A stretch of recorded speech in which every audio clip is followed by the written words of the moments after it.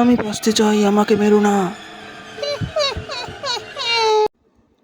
একদিন রাহুল তার মামার বাড়ি যাচ্ছিল। রাস্তাতেই প্রায় সন্ধ্যা নেমে আসে, তাই সে দ্রুত বাইক চালাচ্ছিল।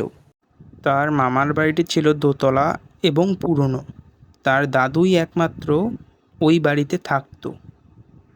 সে তার দাদুর সঙ্গে দেখা করে এবং তার দাদু বলে, ভাই তুই আজকে এই বিছানাটাতেই থাক, আমি একাই তাই ঘরটা গোছাতে পারিনি। ওটা কোনো ব্যাপার না, জানলা দিয়ে যে একটা বড় পুকুর দেখছি, ওটা কি আমাদের নাকি? কালকে আমি মাছ ধরবো তাহলে। হ্যাঁ, পুকুরটা তো আমাদের, কিন্তু শোন, দিনের বেলা ওই পুকুরে যাবি না, আর রাত হলে তো কোনো কথাই নেই। আর যদি কেউ ডাকে, ঘুরেও তাকাবি না। থাক, আমি গেলাম। বাহ, জ্যোৎস্নার রাতের কি আলো, পুরো ঘর উজ্জ্বল করছে। পুকুরটাতেও চাঁদের আলো পড়ছে। দাদু কেন যে পুকুরের ধারে যেতে দিল না? আরে, পুকুরের ধারে ওটা কে? একটা মেয়ে বলে মনে হচ্ছে। এত রাতে তো কোনো মেয়ে পুকুরের ধারে থাকার কথা নয়। কোনো বিপদে পড়লো নাকি? গিয়ে দেখবো একবার।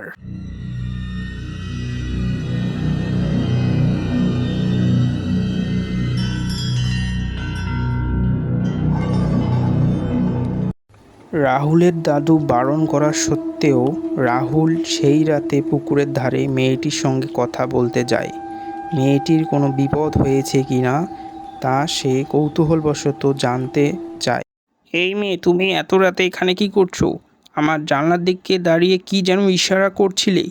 তোমার কি কোনো সাহায্যের প্রয়োজন? আমাকে বলো, আমি তোমাকে সাহায্য করব। আমি বড় বিপদে পড়েছি, আমাকে একটু সাহায্য করো, আমার সঙ্গে আসো তুমি।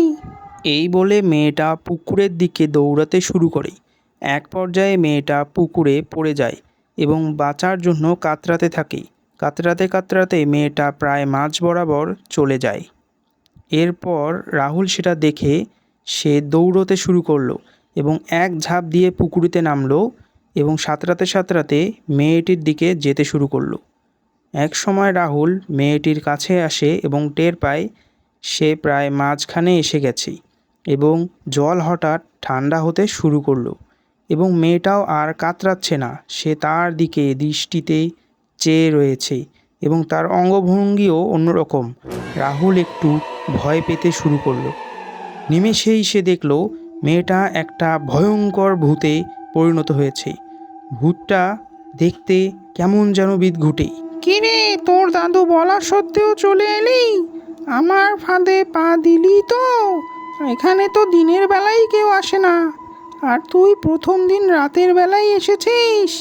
দাঁড়া, আর তোকে খুঁজে পাওয়া যাবে না।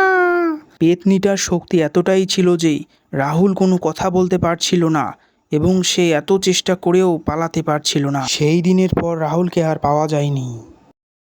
বন্ধুরা, এমন আরও ভিডিও পেতে আমাদের চ্যানেলটিকে সাবস্ক্রাইব করো, আর হ্যাঁ, অবশ্যই লাইক এবং কমেন্ট করবে।